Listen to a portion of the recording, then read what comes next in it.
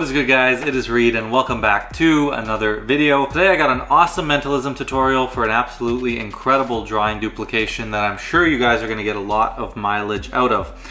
This is an effect I've alluded to in the past and a lot of people have been asking me to teach it.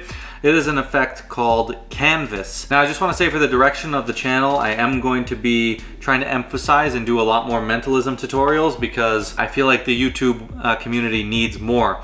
With that said, if you want access to soon to be over 200 mentalism effects, you can go check out my mentalism membership, link in the description. I'll also link it up here.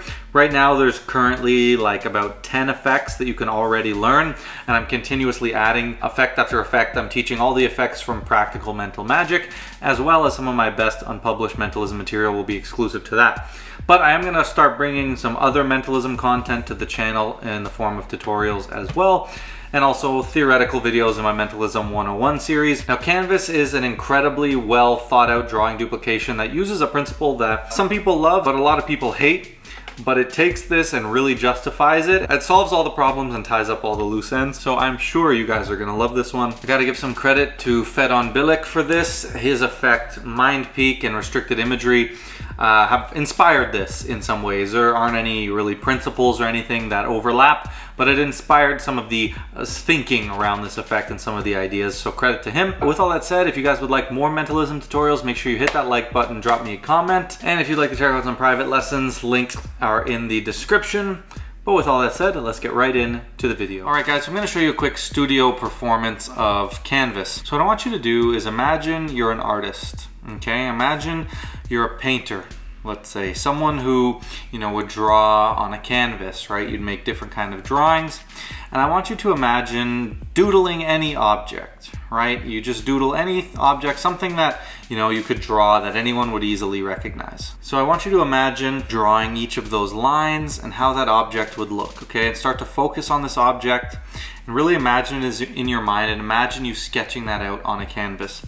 As a matter of fact, I want to make this sort of a reality, okay? A reality for you and help you kind of visualize this. So what I'm going to do is I'm going to draw a little canvas for you, okay? I'm going to draw you a little canvas just like this.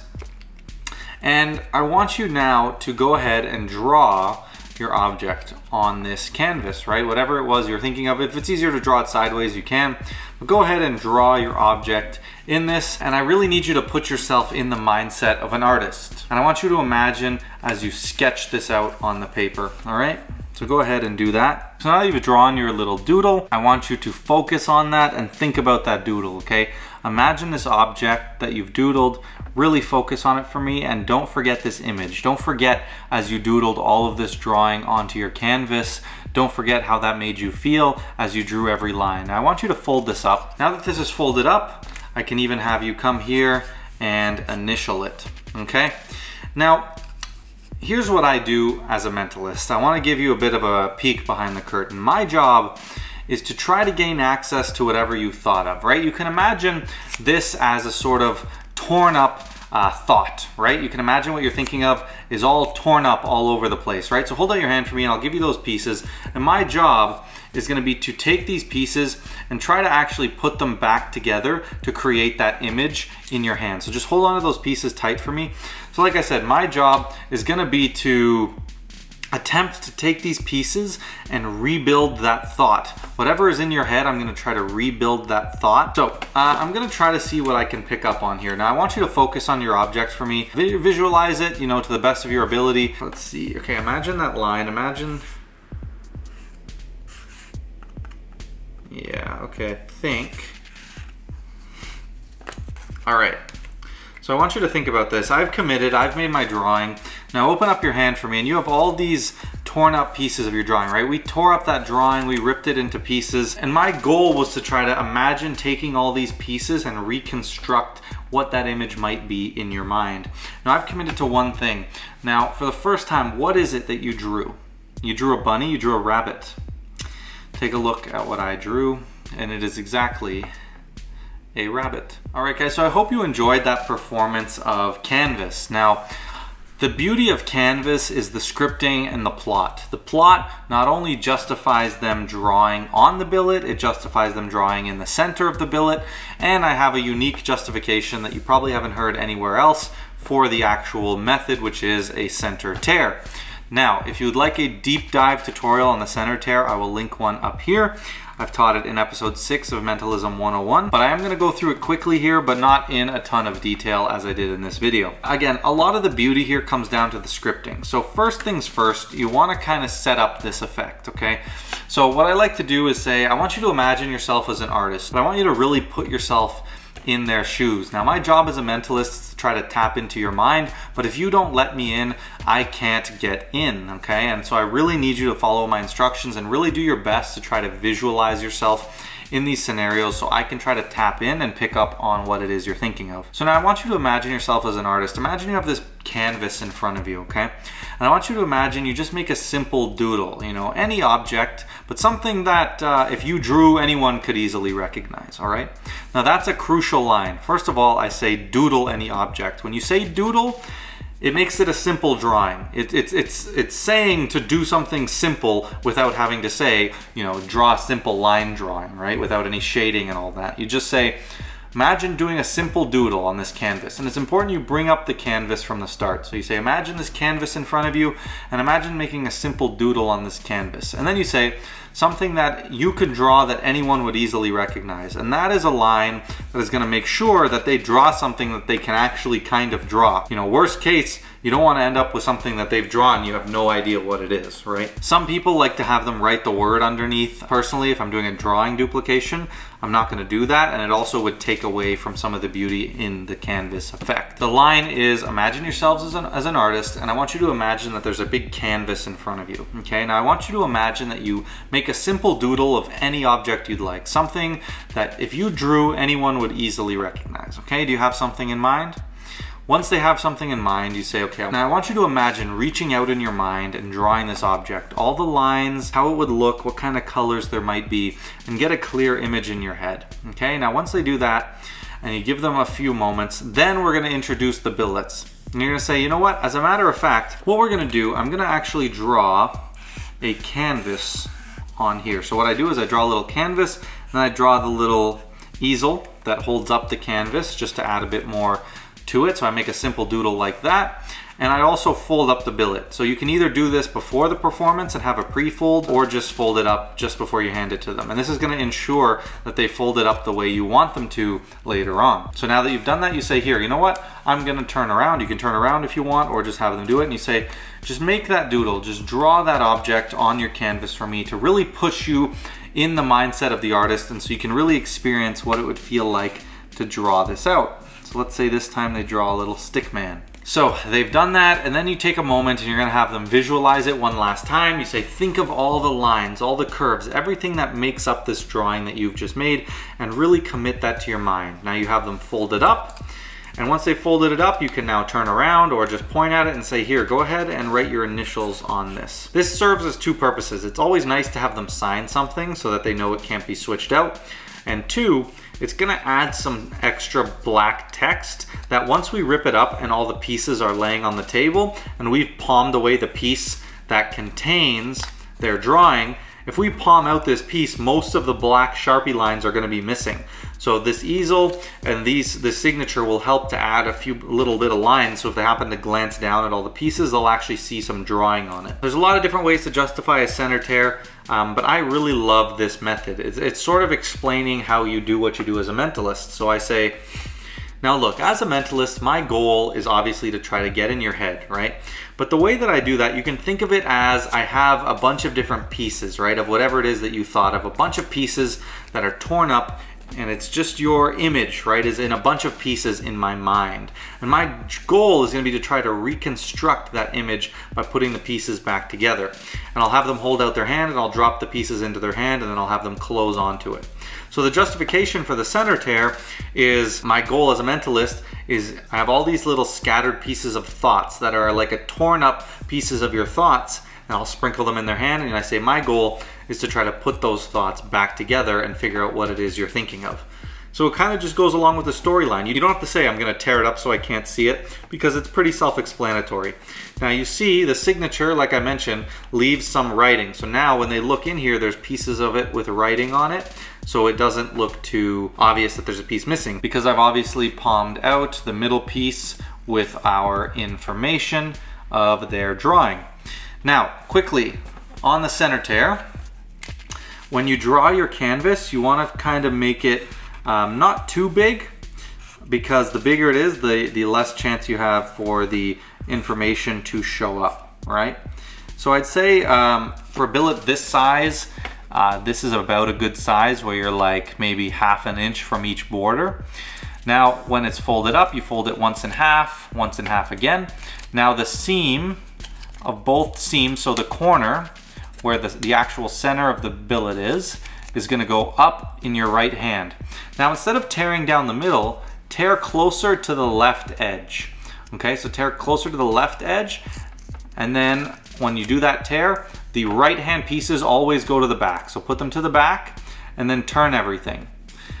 And then again, tear closer to the left edge, not in the middle. If you do this, if you tear closer to the left edge, you'll be left with a much bigger piece of your center tear. And again, right pieces go to the back. Now that piece against your back thumb will be the center piece that you want to keep.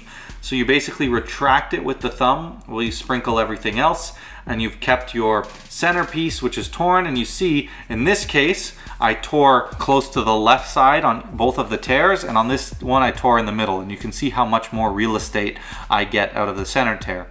So that's a great tip for doing a better center tear where you won't miss any information. In both cases, you'll likely be fine, but I would recommend doing it this way. I have my centerpiece. I don't rush. If you want, a good tip is to start doing some cold reading, where you just throw out some kind of rough Barnum statements, such as, okay, I feel this object you went for is something like, kind of like this size, maybe like something like, it's not too big, but it's maybe medium-ish. I don't know. It might be, I sense some life. I don't know if there's life in it.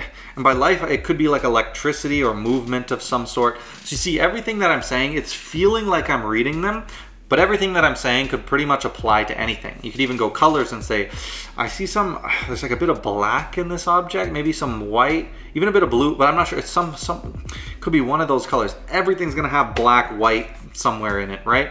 So you just throw that out there, and you can even say, and one thing I like to say before I start the cold reading is I say, look, you don't have to confirm or deny this, but I'm just gonna tell you what I'm picking up on. Now I see this as like kind of a medium-sized thing. Is that, I feel like I'm getting a bit of like life. Now I don't know if that's life by like electricity, or could be like living, or maybe movement, I'm not quite sure. Now they won't confirm or deny anything, so everyone's gonna assume that you're actually picking up on it, because they won't say no if it's not true. And what this does is, you know, it puts some time delay in between you actually going for your peak.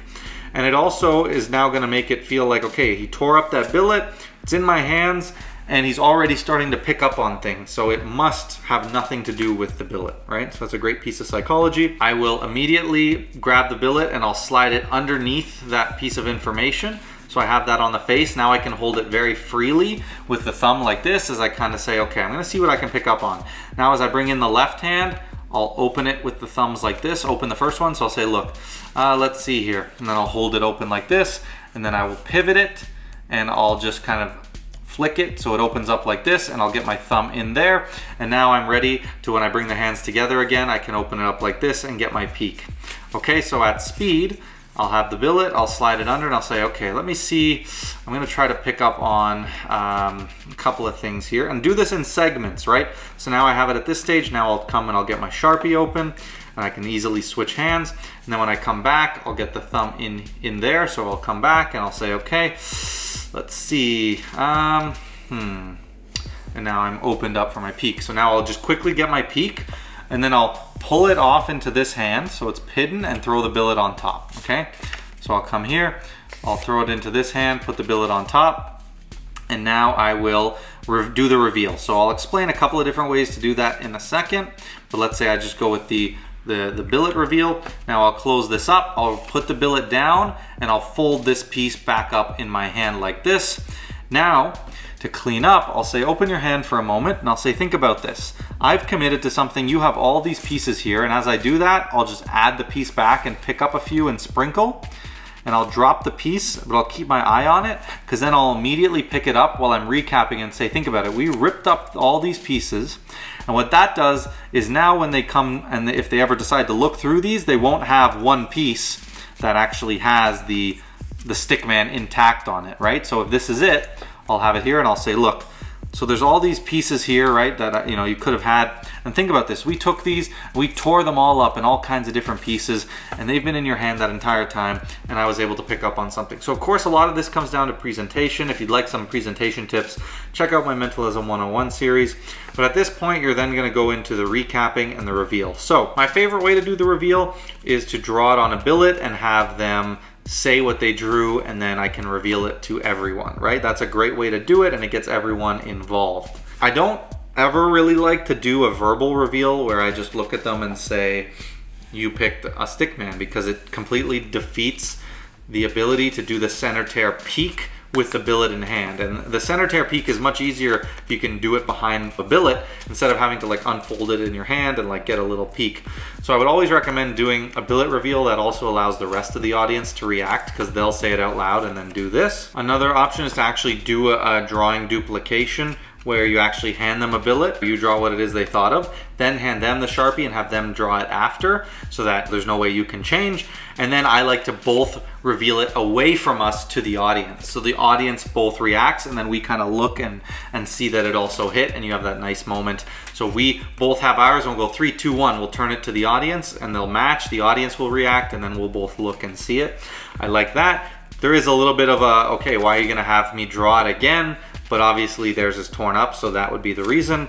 But that's why I typically just go with a single billet reveal. But actually one way that's really beautiful that only uses one billet, that might be one of my favorite ways to do this, is I'll draw my prediction, then I'll hand them this billet, but it'll be away from them. So the rest of the audience and me, we see my prediction. Now I have them quickly redraw what they drew on this side. So now my prediction's on this side, theirs is on this side, and then I say on 3, flip it, and they'll go 3, 2, 1. They flip it. Now the audience sees what they drew and they see what I drew, and you have a sort of a double reveal. And this is a really beautiful way to do it. You just need to make sure your billets are opaque, obviously, so they can't see through it prematurely. But that is my new favorite way of doing this reveal. It's absolutely killer, and I really, really love it. So that would be my recommended way. I wouldn't get too worried about what's the justification for having them redraw it. Just say, you know what, just draw it really quickly, doodle what you drew, and then you can reveal that. And this is a surefire, beautiful, simple, single billet drawing duplication that you can do anytime, anywhere. I hope you guys enjoyed Canvas. All right guys, so that was Canvas. I hope you enjoyed it. Absolutely killer piece of mentalism. Do not overestimate it. It is surefire, it is simple, it is done with one billet, and please try out this reveal. Imagine this, I do a prediction, I hand you this billet, you draw this, you don't know what's on the other side, and I say 3, 2, 1, flip it, and you see this, and me and the rest of the audience see that we got it right. Absolutely incredible way to reveal in drawing duplication, something I came up with recently that I absolutely love. So with all that said guys, if you like this and you'd like more mentalism tutorials, you can check out my mentalism membership, link in the description. There's a ton of other tutorials for the price of like a coffee or two every month. Absolutely worth it. Been getting great feedback on there. And if you'd like to check out a private lesson, you absolutely can at the link in the description. If you want to learn anything of mine, card magic, mentalism related, or get help with any moves or anything at all, you can reach out or sign up for a private lesson. So with all that said guys, don't forget to like, comment, share, subscribe, and I'll catch you in the next video.